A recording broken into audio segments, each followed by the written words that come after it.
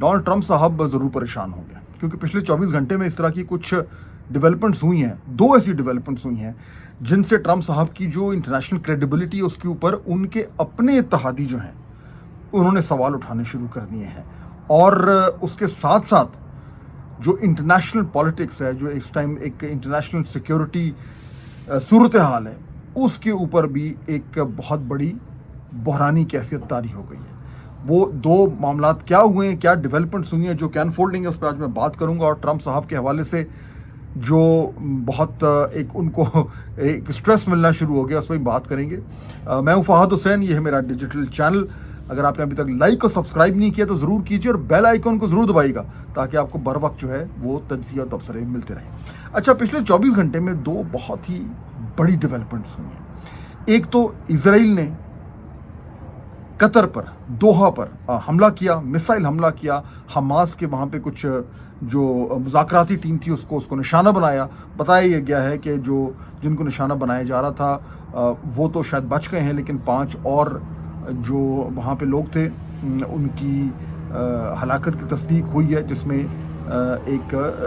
Hamas के leader के बेटे भी शामिल थे। और ये भी रिपोर्ट हो रहा है कि कतर का एक सिक्योरिटी ऑफिशियल हैं, वो भी जो है कैजुअल्टी बने हैं। अब ज़ाहिर बात है ये तो एक इस तरह का वाक़या हुआ है जिसने शॉक वेव्स जो हैं वो पूरे ख़त्ते में जो है वो भेजी हैं। अच्छा, अब उसमें ये बात तो ज़रूर हो रही है कि ये कैसे हो सकता है कि दोहा जैसी जगह पे आके और इजराइल हमला कर दे। वहाँ पे अमेरिका का सबसे बड़ा बेस है, वहाँ पे सेंटकॉम का उनकी कमांड है, और फिर जो इस हमला करने के लिए इजराइल के जो जहाज़ आए वो कौन कौन सी अरब ममालिक की एयर स्पेस में से होते हुए आए, तो सवाल तो उठेंगे और वो उठ भी रहे हैं। लेकिन ये बिल्कुल क्लियर हो गया है कि जिस तरीके से अमेरिका ने इस पर रद्द-ए-अमल दिया है, इससे डोनाल्ड ट्रंप साहब के ऊपर बहुत सारे न सिर्फ ये कि उंगलियां उठ रही हैं, बल्कि बड़े ही अनकंफर्टेबल किस्म के सवाल भी पूछे जा रहे हैं। ट्रंप साहब ने और वाइट हाउस ने ये कहा कि इजराइल ने हमले से पहले उनको बताया था, लेकिन बाकायदा तौर पर उनसे इजाज़त नहीं ली थी। और ट्रंप साहब ने कल जो है वो इस हमले के बाद ये कहा कि यानी एक तरीके से दबे अल्फाज में तनकीद की, ये मेरा फ़ैसला नहीं था, ये नेतन्याहू का फ़ैसला था। तो एक तरफ से ये मामला चल रहा है। अच्छा, और इसके जो शॉक वेव्स हैं वो अभी तक चल रही हैं, इसके ऊपर बहुत कुछ लिखा जा रहा है और ये कहा जा रहा है कि अब इस खत्ते में अगर कोई भी इम्कानात थे कि मामला बेहतर होंगे तो वो अब ख़त्म होते नजर आ रहे हैं। अभी ये मामला चल ही रहा था कि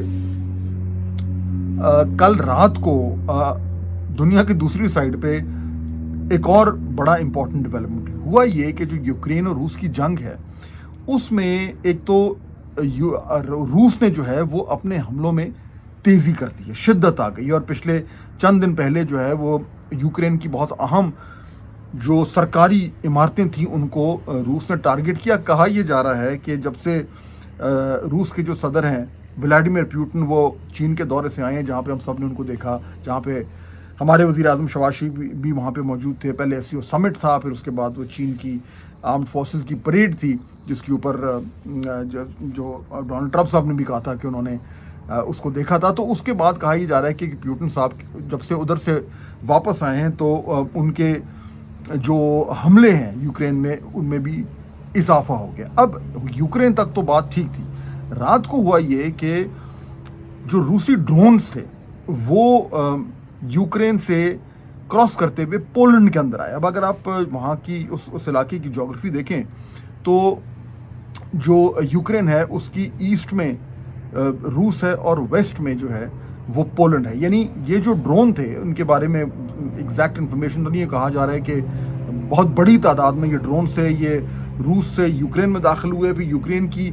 जो फ़िज़ाई हदूद है उनको क्रॉस करते हुए ये पोलैंड में क्रॉस कर गए। और जब ये पोलैंड में क्रॉस किए तो वहाँ पे जो पोलैंड की जो मिलिट्री है या उनके जो भी डिफेंसेस हैं उन्होंने उन ड्रोन्स को कुछ उनमें से जो है उनको मार गिराया। अच्छा, अब इसके बाद से जो एक बड़ा इशू खड़ा हुआ है वो ये है कि यूक्रेन नेटो का मेंबर नहीं है। सारा एक्चुअली झगड़ा ही ये है कि रूस नहीं चाहता कि यूक्रेन जो है वो नेटो का मेंबर बने, लेकिन पोलैंड है, पोलैंड नेटो का मेंबर है। तो ये पहली बार हुआ है پہلی بار کہ روس اور ایک نیٹو کے ممبر کے درمیان ڈائریکٹلی کچھ جھڑپ کہہ لیں یا ایک سیکیورٹی سچویشن ڈیولپ ہوئی ہے. اس پہ ابھی تک روس سے کوئی رد عمل تو نہیں آیا, لیکن یہ تو اسٹیبلش ہو گیا ہے کہ وہ روسی ڈرون تھے, وہ پولینڈ کی فضائی حدود میں تھے اور پولینڈ نے ان کو مار گرایا. اس کے بعد سے اس وقت ایک کرائسس سچویشن بنی ہوئی ہے, اس میں نیٹو بھی انوالوڈ ہے. کہا جا رہا ہے کہ نیٹو کے تمام تر جو سیکرٹری جنرل ہے اس کو بھی انفارم کر دیا گیا ہے, اور اب انتظار ہو رہا ہے کہ اس کا رد عمل آئے روس کی طرف سے بھی اور نیٹو کی طرف سے. یہ کیوں امپورٹنٹ ہے, میں پہلے ذرا اس میں تھوڑی سی بات کر لوں اور پھر اس کے بعد واپس جو گلف میں جو صورتحال ہے اس پہ بھی مختصراً ہم بات کریں گے. امپورٹنٹ بات یہ ہے کہ نیٹو جو کہ نارتھ اٹلانٹک ٹریٹی آرگنائزیشن, اس کے اس وقت آج کے دن جو ہے وہ 32 ممبر ہیں, اور یہ جو ہے 32 ممبر, ان میں سے اوریجنل جو تھے وہ 12 ممبر سے جو 1949 میں یہ نیٹو بنا تھا, اور اس کے بعد سے یہ انلارجمنٹ ہوتی رہی, اور 2023 میں جو ہے وہ فن لینڈ بھی نیٹو کا ممبر بنا. یہ بھی بڑی انٹرسٹنگ بات ہے. فن لینڈ ہمیشہ سے اگین اگر آپ نقشے پہ دیکھیں تو اس کے یوکرین کے اوپر ناردرن یورپ میں فن لینڈ آتا ہے, اور روس سے بھی اس کا بارڈر جو ہے وہ بہت لمبا چوڑا جو ہے بارڈر لگتا ہے. فن لینڈ ہمیشہ سے جو ہے وہ ایک نیوٹرل کنٹری رہا ہے, چنانچہ وہ نیٹو کا ممبر نہیں بنا, حالانکہ موسٹلی جو ہے وہ یورپ کے ہی تقریباً سارے ایکسیپٹ فار کینیڈا اور ٹرکی بھی بائی دی وے نیٹو کا ممبر ہے, تمام تر جو ہے وہ یورپین ممبرز ہیں. تو فن لینڈ جو ہے وہ اس میں شامل نہیں ہوا, کیونکہ اس کا یہ ہمیشہ سے یہ نظریہ رہا ہے کہ جی ہم نیوٹرل کنٹری ہیں اور ہم یہ جو بلاک پالیٹکس ہے اس کا حصہ نہیں بننا چاہتے. لیکن جب روس نے حملہ کیا یوکرین پہ تو اس کے بعد ان تمام ممالک کی دوڑیں لگ گئیں, اور فن لینڈ کو بھی یہ خطرہ ہونا شروع ہو گیا کہ اگر یہ یوکرین میں چڑھ دوڑے ہیں روسی, تو کل کو ان کو کون روکے گا اگر وہ فن لینڈ میں بھی گھس جائیں. اور کیونکہ فن لینڈ نیٹو کا ممبر بھی نہیں ہے تو پھر تو اور بھی ان کو خطرہ تھا. تو پھر اس بحرانی کیفیت میں پھر فن لینڈ نے جو ہے وہ مذاکرات کیے نیٹو سے, اور امریکہ کا اس میں بڑا اہم رول تھا. اس میں اس وقت صدر جو تھے امریکہ کے وہ جو بائیڈن تھے, اور اس کی ان مذاکرات کے سلسلے میں فوری طور پر یہ فیصلہ ہوا کہ فن لینڈ کو جو ہے وہ نیٹو کا ممبر بنایا جائے, جو ایک لمبا چوڑا پروسیس ہوتا ہے نیٹو ممبر بننے کا. اس کو میں بھی جیسے ہماری لنگوں میں کہتے ہیں کہ فائل کو پہیے لگائے گئے, اور فن لینڈ کو بھی نیٹو کا ممبر بنا دیا گیا. اب یہ اتنا امپورٹنٹ کیوں ہے, یہ جو آج جو پولینڈ نے روس کے ڈرون گرائے ہیں, یہ کیوں اتنا امپورٹنٹ ہے, کیوں ایک دم یہ کرائسس کھڑا ہو گیا؟ وہ اس لیے کیونکہ نیٹو کا جو چارٹر ہے اس میں ایک آرٹیکل ہے جسے کہتے ہیں آرٹیکل 5, اور آرٹیکل 5 جو ہے وہ یہ کہتا ہے, اسے کہتے ہیں کلیکٹیو ڈیفنس کلاز, اور یہ کہتا یہ ہے کہ اگر کسی بھی نیٹو ممبر کے ملک کے اوپر کوئی جارحیت ہوتی ہے, کوئی حملہ ہوتا ہے, تو تمام ممبران کے اوپر یہ لازم ہے کہ انہوں نے اس جارحیت کا مقابلہ کرنا ہے, اور اس نے اپنی جو بھی ممبر کنٹری اس کا ساتھ دینا. یعنی غرض یہ کہ اگر جو ہے وہ جس طرح روس نے ابھی پولینڈ کے ساتھ جو بھی ایک مسئلہ کھڑا ہوا ہے, اور اگر یہ آگے جا کے کچھ زیادہ گڑبڑ ہوتی ہے تو پھر تمام نیٹو کنٹریز بشمول امریکہ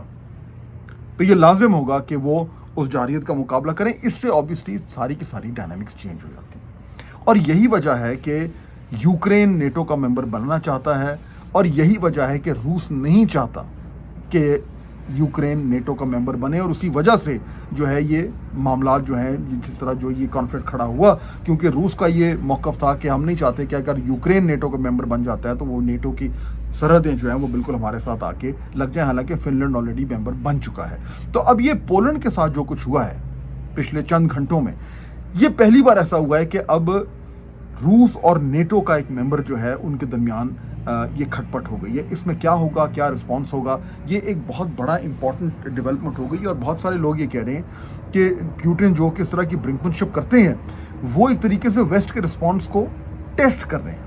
یعنی الاسکا میں جو ان کی میٹنگ ہوئی تھی امریکی صدر سے, اس سے پیوٹن جن کو یورپین جو ہے وہ آئسولیٹ کرنا چاہ رہے تھے, ان کی آئسولیشن بھی ختم ہوئی. آپ کو یاد ہوگا, آپ نے ویژوز دیکھے ہوں گے, پیوٹن صاحب اس میٹنگ میں مسکراتے رہے, اس کے بعد بھی وہ بڑے خوش نظر آ رہے تھے. ان کو معلوم تھا کہ انہوں نے جو ہے وہ ٹرمپ کے ساتھ ٹرمپ صاحب کے ساتھ ملاقات کر کے نہ صرف یہ کہ اپنی آئسولیشن ختم کی ہے، بلکہ جو بھی ان کی یوکرین کے ساتھ معاملات چل رہے ہیں اس میں ان کی پوزیشن شاید بہتر بھی ہو جائے گی۔ اس میں یورپینز آبویسلی بہت ناراض تھے، اور آپ کو یاد ہوگا کہ اس میٹنگ کے بعد پھر تمام تر یورپین لیڈرز کو ٹرمپ صاحب نے وائٹ ہاؤس میں بلایا تھا، اور وہ بڑی مشہور تصویر ہے کہ وہ اپنے ڈیسک پہ بیٹھے ہوئے، ان کے سامنے جو ہے وہ انہوں نے کلاس لگائی ہوئی تھی سارے یورپین لیڈرز کی۔ اب امپورٹنٹ چیز یہ ہے کہ یہ جو پولینڈ کے ساتھ ہوا ہے، اس میں نیٹو کیا کرے گا، امریکہ کیا کرے گا، معاملات تھوڑے سے اور کشیدہ ہوں گے، کیا ہوگا؟ تو یہ ایک ٹیسٹ کیس بن گیا ہے روس کے لیے بھی، نیٹو کے لیے بھی، اور امریکہ جو کہ نیٹو کا سب سے اہم ممبر ہے اس کے لیے بھی، ایک ایسے وقت پہ جب کہ ٹرمپ صاحب یہ دعویٰ کر رہے تھے کہ وہ پیوٹن کو بڑی اچھی طرح سمجھتے ہیں اور وہ ایک اور جنگ بند کرانے میں کامیاب ہوں گے، اور نیٹو کے ایک طریقے سے سربراہ ہوتے ہوئے وہ اس مسئلے کو حل کرائیں گے، اور پھر جو ایک نوبل پرائز ہے اس کے وہ حقیقی معنوں میں حقدار بن جائیں گے۔ تو ایک طرف تو اب یہ ان کے لیے ایک ٹیسٹ کیس بن گیا ہے، اور ان کی جو ایک انٹرنیشنل کریڈیبلٹی ہے، اگر وہ اس معاملے کو صحیح طریقے سے نمٹ نہیں پائیں گے، اور ایک بار پھر تاثری بنا کہ روس نے جو ہے وہ اپنا اس کا جو پلڑا ہے بھاری ہو گیا ہے، تو ٹرمپ صاحب کے لیے یہ ان کے اوپر اچھی بھلی تنقید ہوگی۔ اور دوسری طرف جہاں سے میں نے آج کا ولاگ شروع کیا تھا، گلف میں، وہاں پہ تو آلریڈی تنقید شروع ہو گئی ہے کہ چاہے پیچھے جو مرضی ہو، چاہے پیچھے ان کی ملی بھگت ہو، امریکہ کیونکہ سب سے بڑا سپورٹر ہے اسرائیل کا، تو اس سے مل جل کر اس سے بات کر جو ہے یہ سب کچھ ہوا وہ، لیکن اس کے باوجود یہ سوال تو اٹھ رہا ہے کہ امریکہ کا سب سے بڑا بیس، امریکہ کی سیکیورٹی شیلڈ ہے قطر کے اوپر، سب سے ایک سیف جگہ سمجھی جاتی ہے، وہاں بھی اگر اسرائیل نے حملہ کر دیا ہے تو پھر امریکی صدر کی اور امریکی انتظامیہ کی کیا کریڈیبلٹی رہے گی؟ اور کل کو اگر باقی جگہ پہ بھی اسرائیل اس طرح کرے گا تو جن تمام لوگوں کو امریکہ نے ایک اپنی ایک طریقے سے ایک سیکیورٹی گارنٹی دی ہوئی ہے، پھر ان کے اس گارنٹی کا کیا فائدہ؟ یہ تو فارغ ہی ہو گیا۔ تو اسرائیل نے بالکل ہی جو ہے وہ ان تمام تر جو ایک یعنی گارنٹی کہہ لیں، یا جو ایک پروٹیکشن امریکہ کی، اور یا جو لوگ سمجھتے ہیں کہ انہیں ملی ہوئی ہے، کل کے حملے کے بعد اس کی تو تباہی پھیر دی ہے۔ تو دونوں معاملات میں ڈونلڈ ٹرمپ صاحب کو اب بڑی ہی کو تگ و دو کرنی پڑے گی، ورنہ ان کی جو انٹرنیشنل کریڈیبلٹی ہے اور ان کا جو وہ رول اپنے لیے چاہ رہے ہیں دنیا میں، اس کے اوپر سوال اٹھنے شروع ہو جائیں گے۔ تو نیکسٹ ٹائم، اللہ حافظ۔